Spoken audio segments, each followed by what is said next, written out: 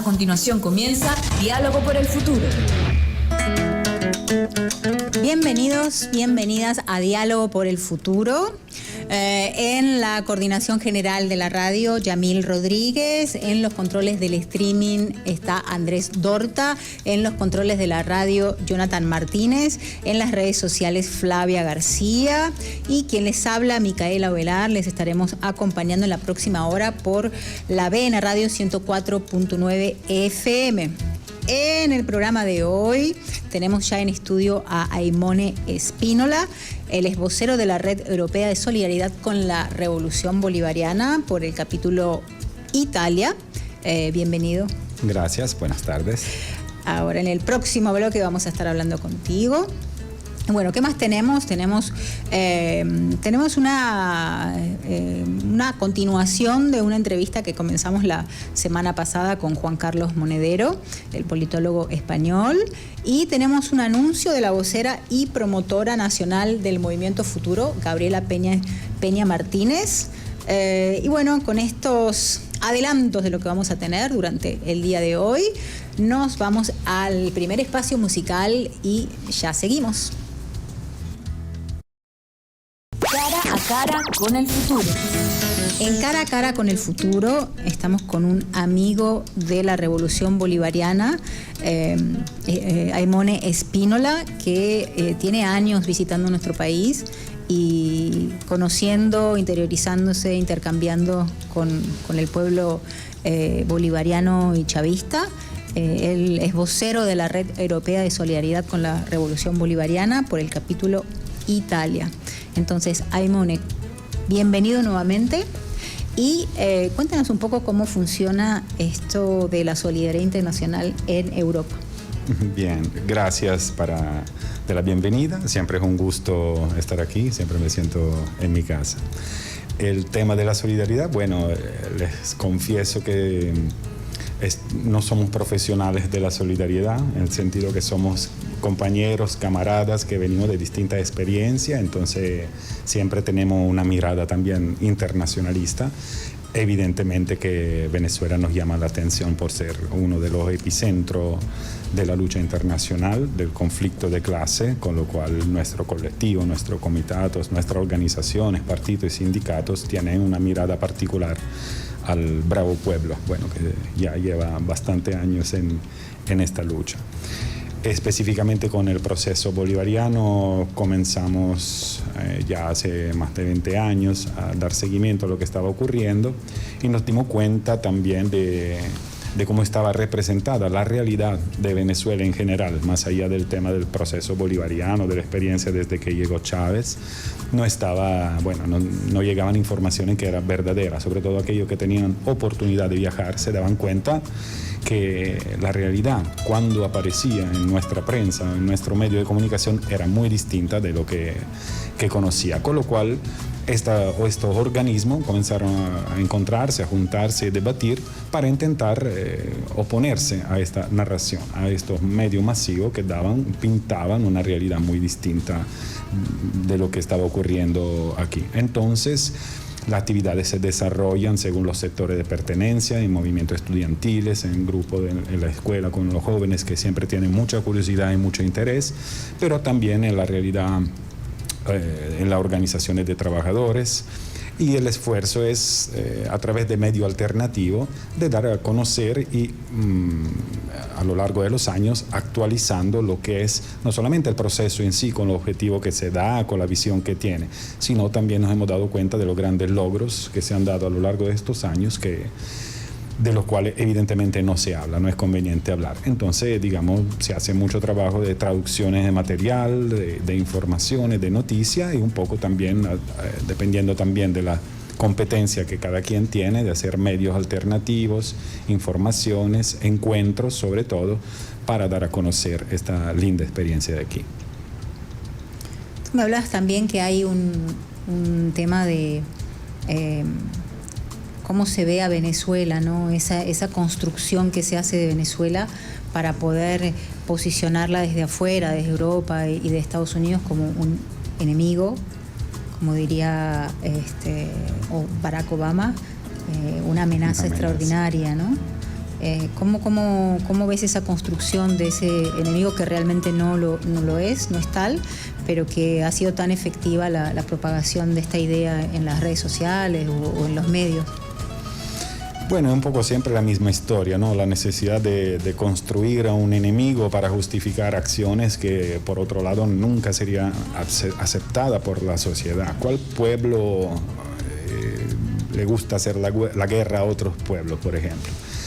Y cómo los Estados Unidos no se pueden permitir de no hacer una guerra a Venezuela, por ejemplo, estando sentada en la más grande reserva de petróleo del mundo. Entonces, evidentemente hay intereses, pero no puede decir descaradamente que este es el interés, con lo cual hay que construir una narrativa que justifique una presencia, una intervención, de alguna manera, cual sea, para meter sus manos en los recursos que tanto necesitan la sociedad, que consume mucho de Estados Unidos.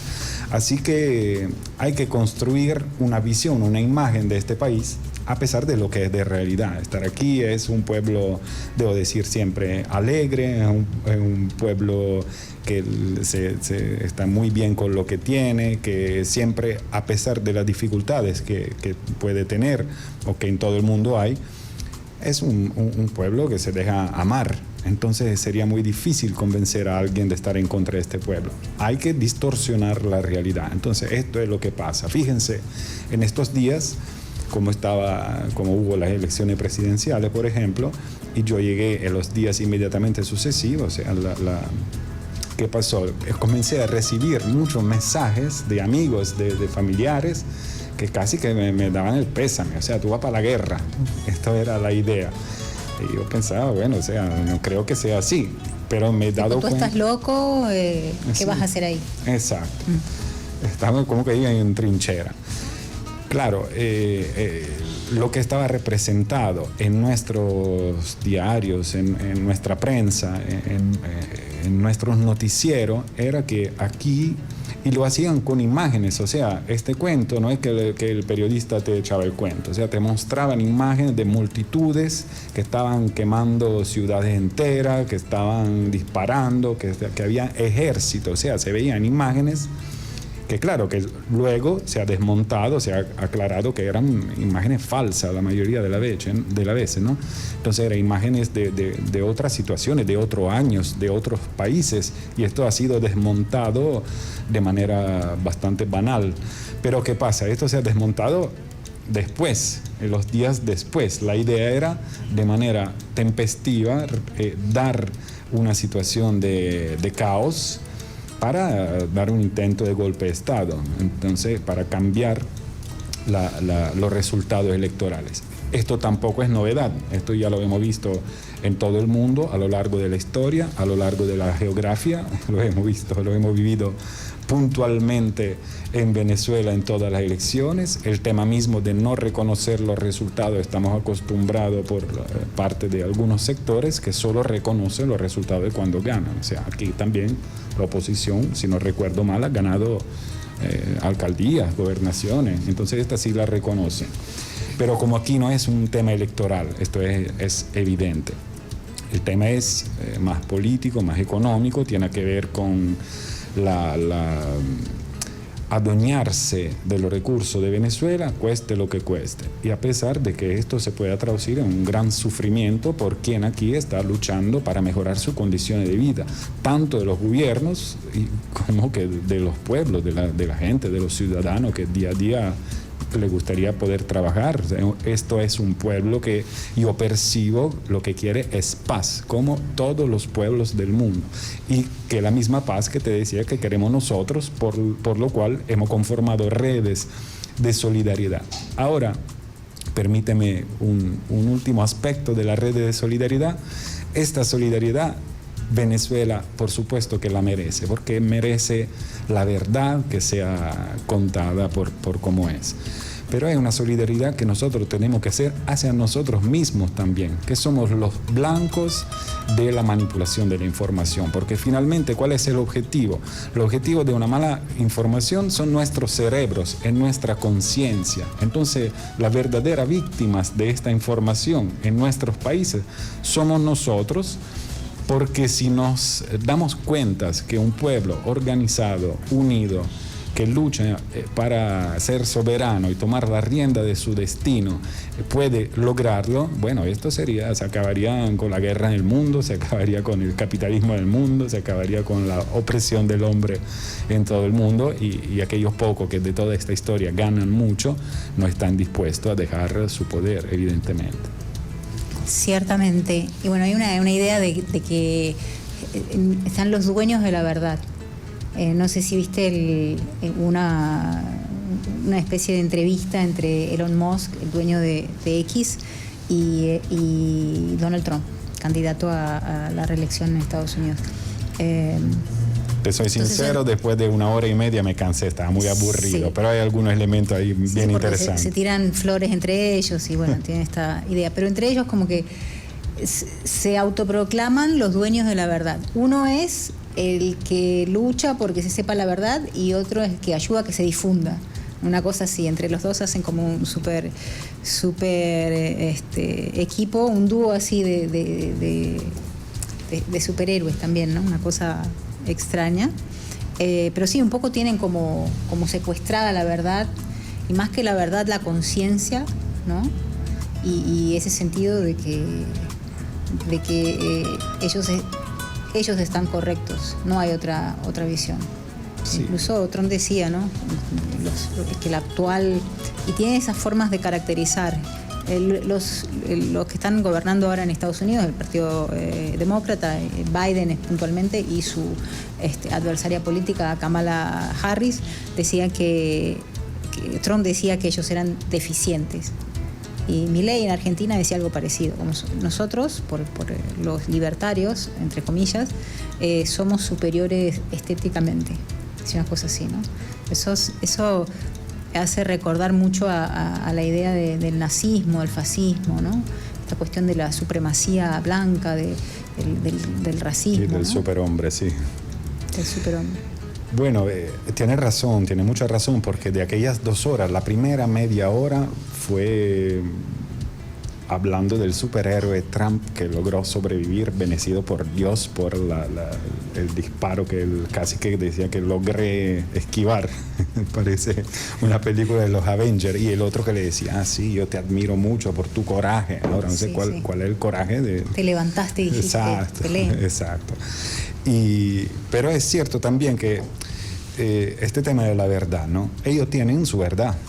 Y otro aspecto que me impactó es que, por ejemplo, nosotros desde Europa tenemos una visión de los Estados Unidos que nos presentan los medios como este gran país que es super partes y que trata de ordenar al mundo, y esto nos parece muy bueno. Y entonces no podemos imaginar que ellos hagan cosas que no son buenas. En cambio, el mismo Trump, claro que por oportunismo, aprovecha la conversación para criticar al gobierno demócrata y le echa en cara todo lo que ha hecho desde el punto de vista de la política internacional, del punto de vista económico, social, de la consecuencia, y describe una condición del país, de Estados Unidos, que es dramática y que nosotros nos encontramos en nuestro periódico. O sea, lo que nuestros periodistas esconden, Donald Trump lo evidencia todo y dice, nosotros estamos aquí con un nivel de inflación que nunca ha tenido nuestro país. Estamos en quiebra de la parte industrial. Estamos, bueno, no voy a usar términos, estamos fallando, digamos así, en la política internacional. No somos reconocidos, ya está surgiendo un mundo multipolar, entonces ya no somos los hegemones a nivel mundial. Uh-huh. Y de paso estamos en una condición en que en todo el mundo está bajando, por ejemplo, el nivel de criminalidad. En todo el mundo está bajando, somos el único país donde sigue subiendo la tasa de criminalidad. Y dice, hasta Venezuela, que con más del 70% de la tasa de criminalidad ha bajado.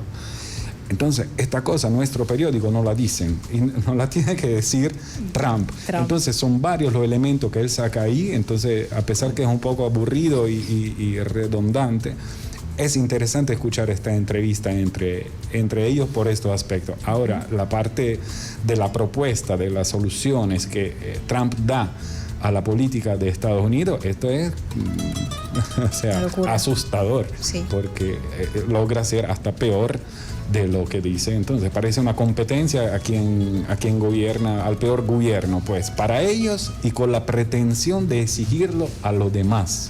Esto me parece absurdo, como que no son dueños de la verdad y del mundo como si fuera su jardín. Exactamente. Bueno, vamos a seguir conversando con esto, de este tema súper interesante y también de Trump y todo lo que ha dicho, cuando volvamos a Diálogo por el Futuro, después de otra tanda musical.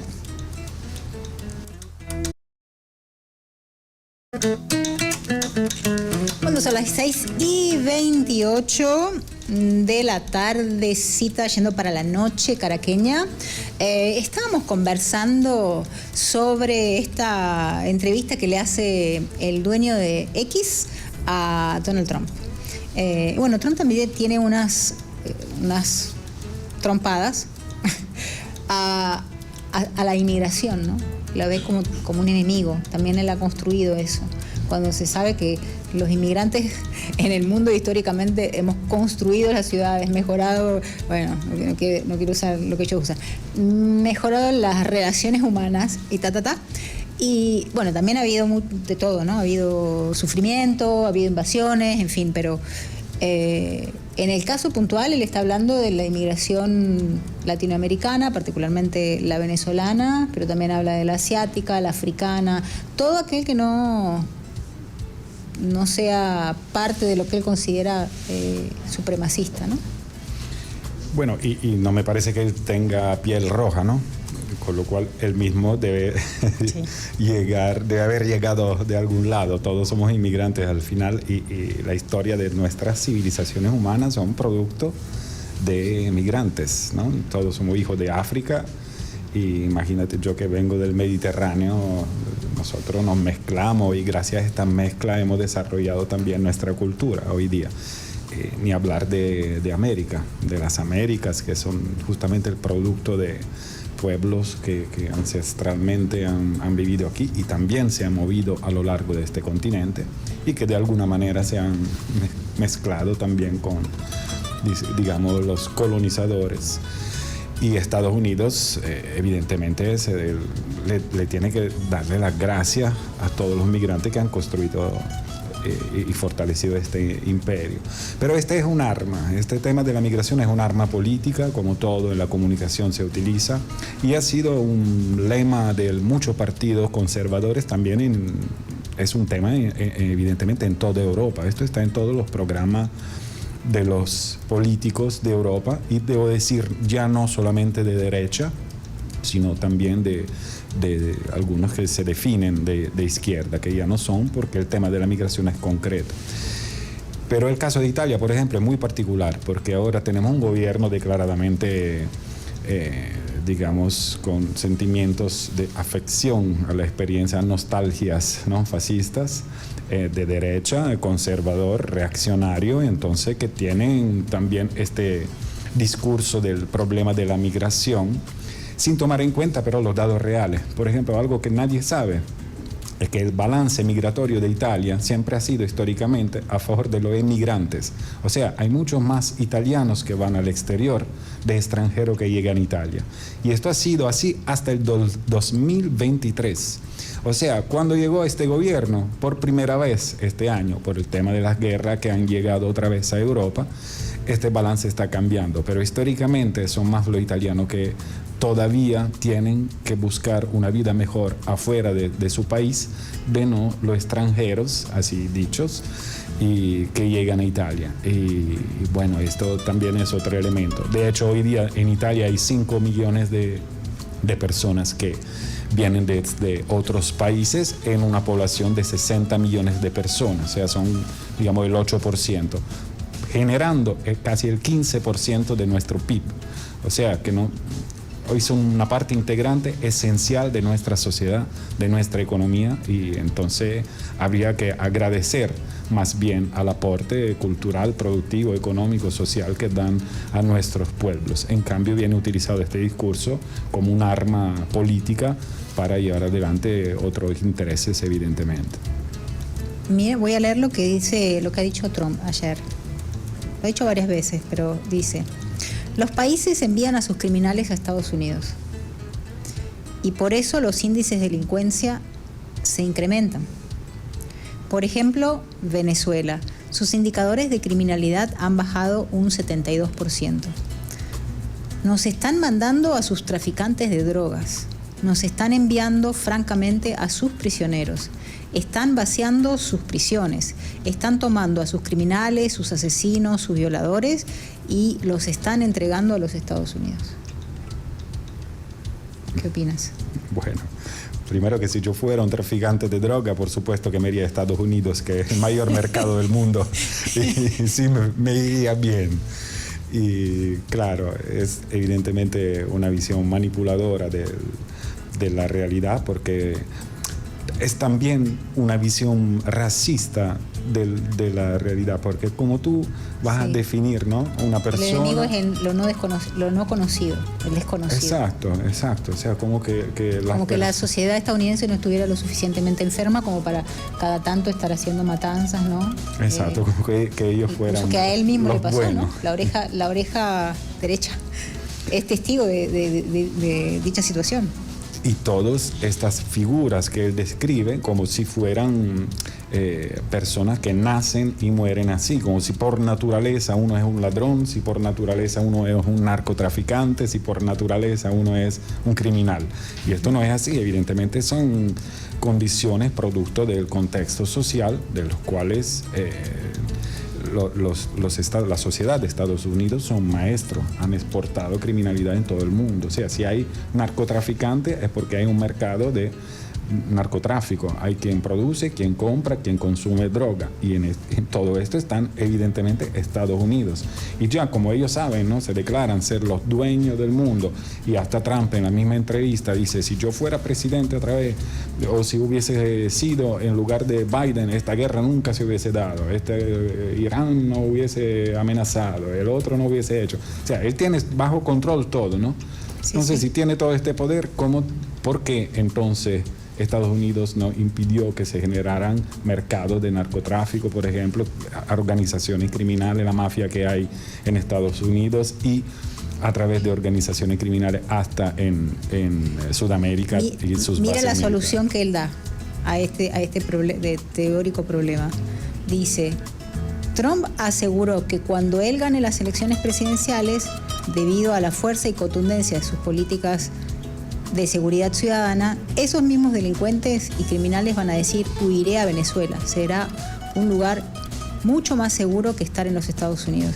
Es decir, está diciendo, ahora voy a ser peor que los criminales, un poco lo que está diciendo, la contradicción de este hombre, que él sí puede tomar las armas, todas las armas, puede ser tan brutal como, por ejemplo, Bukele en El Salvador, o como intenta hacer Milei en Argentina también, ¿no? O como fue Bolsonaro en Brasil, ¿no?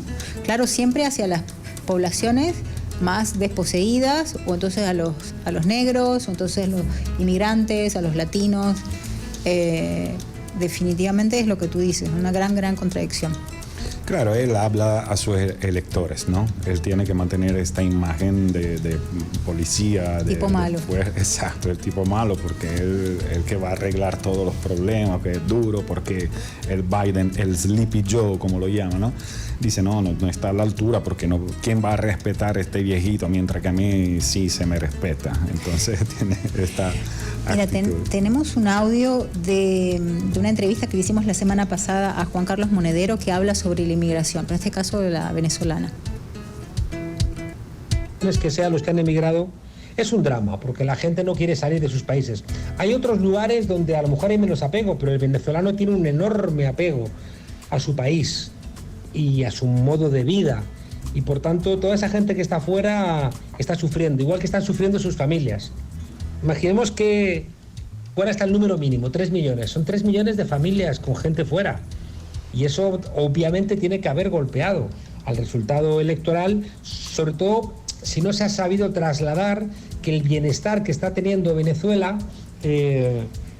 va a continuar. Y creo que ha sido una de las voluntades de la oposición intentar frenar este bienestar económico que ya había traído de vuelta a 150.000 personas, en la misión que se encargaba de que regresaran los emigrantes.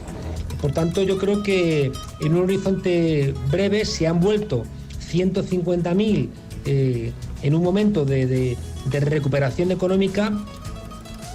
Uno presupone que de seguir este crecimiento, algunos hablan de cifras del 7%, creo que la probabilidad de que regresen más venezolanos es muy alta. Y ahí también el gobierno tendrá que hacer ver que quienes les expulsó fueron las sanciones y quienes les regresan es el gobierno. Porque si no son capaces de hacer entender eso, también yo creo que ese voto puede convertirse en un efecto rebote. Bueno, ahí estaba Juan Carlos Monedero, nos estaba haciendo una reflexión sobre este fenómeno de la migración masiva, que también se llama la diáspora, ¿no? Hablaba desde el punto de vista humano, contrario a lo de Trump, decía, bueno, efectivamente esas familias, y sobre todo el venezolano que tiene tanto apego por su cultura, por sus raíces, por su comida, entonces todo eso genera sufrimiento, ¿no? Y también decía de que ha habido un bienestar económico que de estos 2 últimos años que estaba haciendo justamente el efecto inverso, estaba trayendo a venezolanos a través de una misión, una política pública como Vuelta a la Patria, y que eso se está tratando de frenar, ¿no? Sí, Juan Carlos Monedero siempre es muy lúcido en su análisis, tiene mucha razón, y esto tiene que ver con lo venezolano y es en todo el mundo, ¿no? También desde Italia, cuánta experiencia y memoria en toda familia de haber tenido algún familiar que se ha ido con una maleta de cartón a buscar condiciones mejores. Porque es producto de la condición material. Al final nadie quiere dejar su casa. O sea, el que está obligado a dejar su casa o que aspira a tener mejores condiciones se ve en la necesidad de cambiar el escenario. Hay que entender cuáles son las razones, hay que ver dónde va, por qué va, de dónde viene.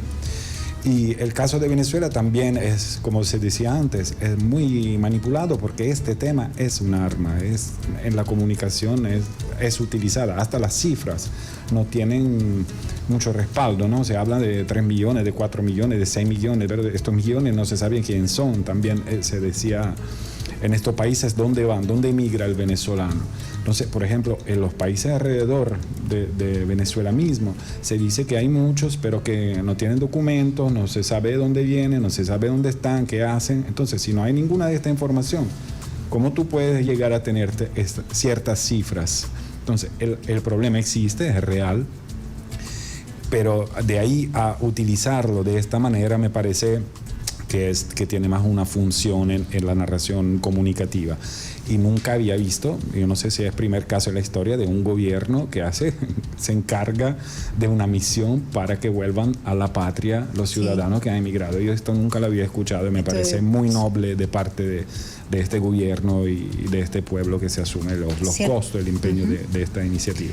Ciertamente hay pocos, y también al final del audio Monedero hablaba alertaba de una situación. Si el gobierno no es capaz de hacer entender que fueron las sanciones en la raíz la que ha provocado la emigración masiva, y que es el gobierno a través de programas como este o la estabilización de la economía y conseguir un futuro próspero para que justamente esos venezolanos que se han ido regresen a la patria, entonces eso es un problema político que se puede transformar y volver en contra. Él también alertaba sobre eso. Es interesante. Yo creo que lo logrará, estoy convencido, y debo decir que algunos datos muy interesantes van en esta dirección. El tema de la inflación o el tema del crecimiento económico de Venezuela, que está en un trend muy positivo. Yo creo que si mantiene hasta final de año va a lograr más de un 8% de crecimiento. Es algo, creo que sea récord también para toda la América Latina, o por no decir de todas las Américas, y es algo para nosotros impensable. En Europa se pelean por un 0,02 de crecimiento, ya el hecho de no estar en recesión parece un triunfo. porque la locomotiva alemana históricamente, desde que comenzó la guerra, alimentando a la guerra en Ucrania, se está convirtiendo en una situación de recesión económica muy dura, muy fuerte. Hay un nivel de inflación efectivo real mucho mayor de los números que se dan.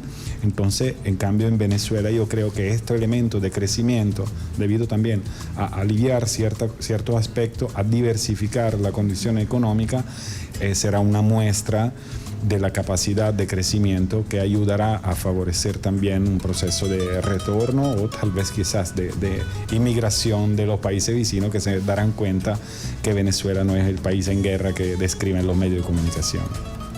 Estamos conversando con Aimone Spínola. Él es vocero de la Red de Solidaridad Europea con la Revolución Bolivariana, capítulo Italia. Ahorita sí queremos ir a un anuncio de la vocera, pero del Movimiento Futuro. Ella es Gabriela Peña Martínez y tiene algo para comentarnos.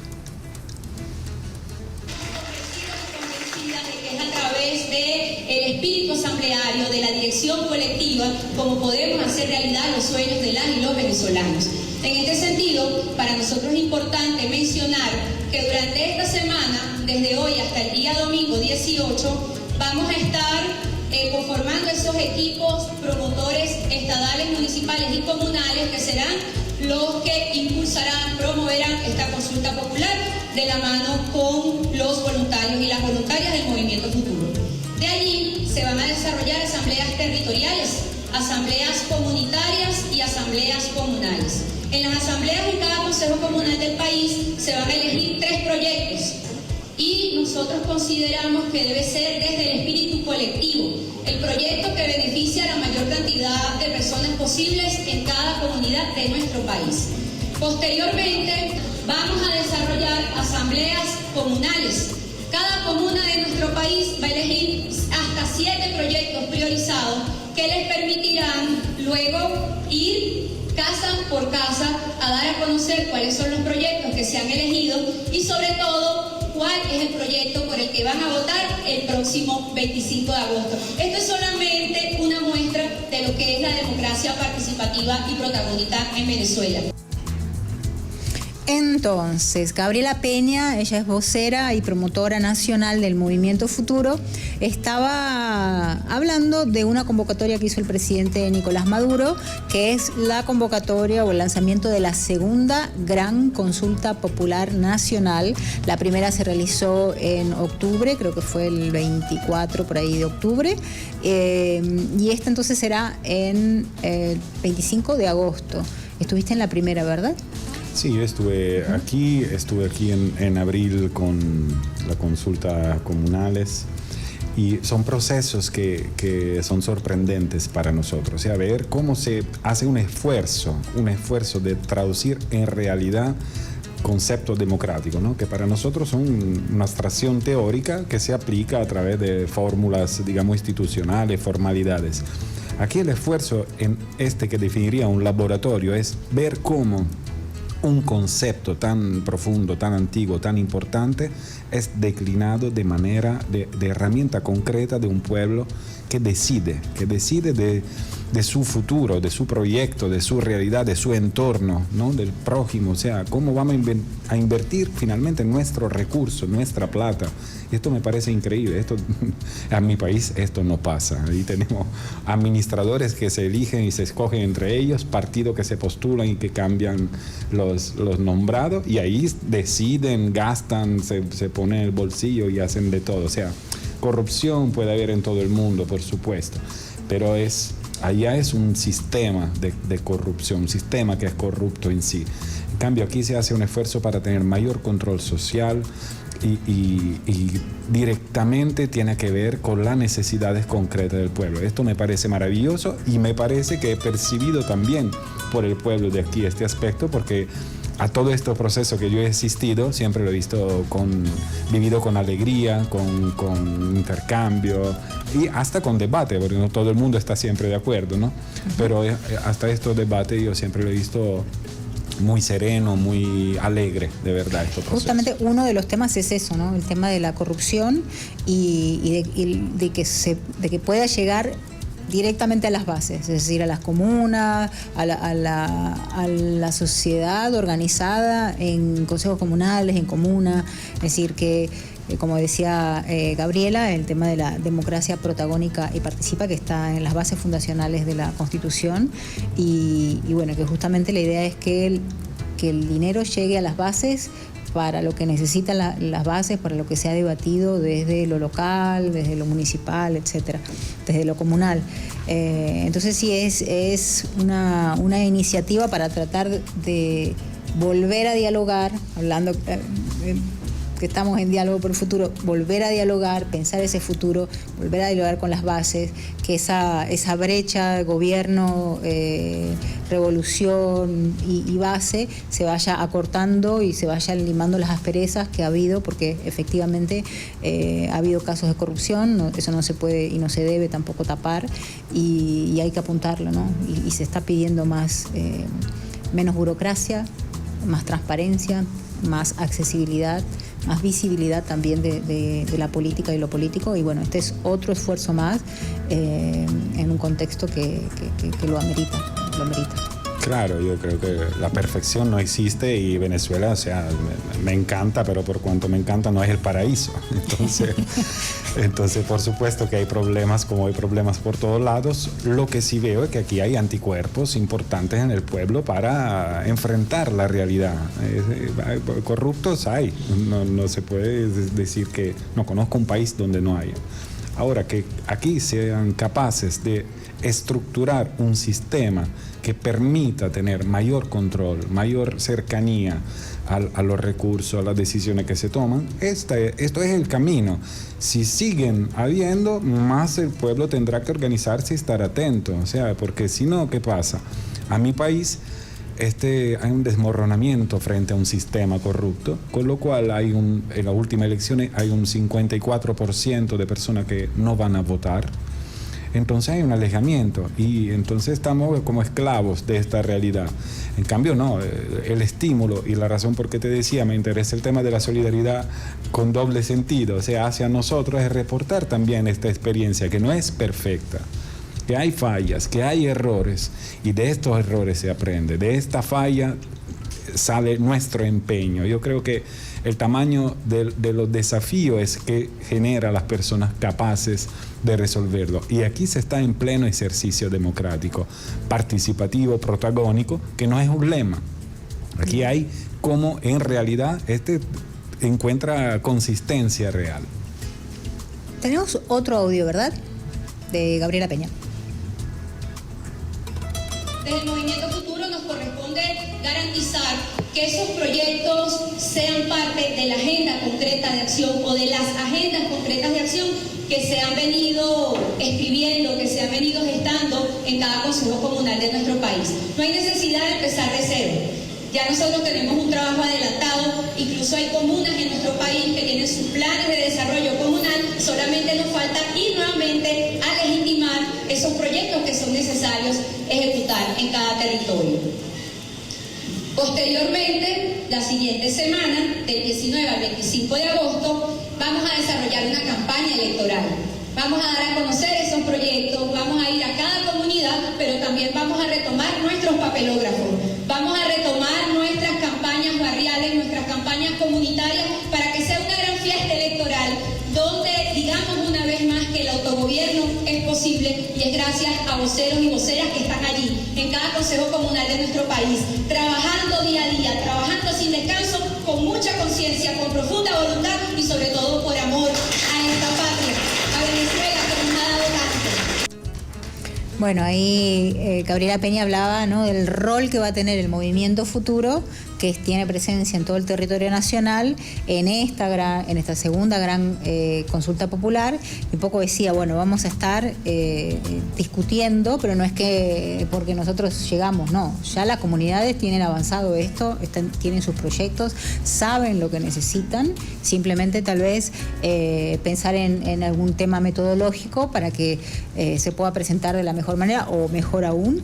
Y bueno, entonces hablaba que va a haber como etapas, ¿no?, y que al final, la última semana, del 19 al 25, va a haber una campaña electoral, porque en Venezuela nunca deja de haber esta cuestión democrática de participación. O sea, acabamos de salir de unas elecciones, vamos a entrar a campaña electoral.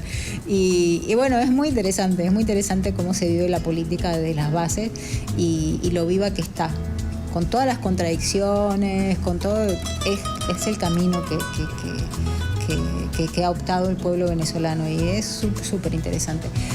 Si quieres algunas reflexiones sobre esto. Muy rápidamente, por supuesto que sí. Me estaba riendo porque me acordaba de Trump antes, ¿no? Que estaba hablando de las elecciones, cuando él en la misma entrevista que hablamos sigue hablando de un golpe de Estado que él sufrió. Él no es presidente hoy porque hubo trampa, esto es lo que dijo también. Entonces, y luego, pero cuestionan a la elección de los demás. En cambio, entre estos está Venezuela, que le gustaría cuestionar los procesos electorales de Venezuela, que son continuos. O sea, el pueblo constantemente está llamado aquí a decidir.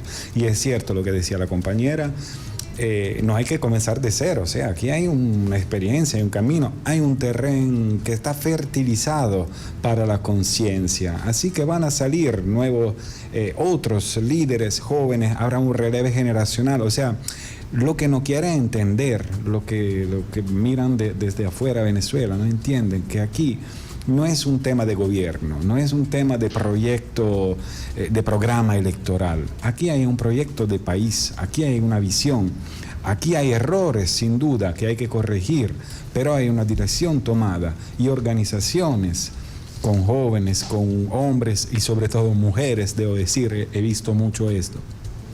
Y muchísimos jóvenes he percibido más recientemente, hay un relevo generacional también, y esto me alegra mucho, de personas que están formadas, y es cierto que sientan en los hombros de gigantes. O sea, no hay que comenzar de cero, hay un proceso que se da y hay que avanzar.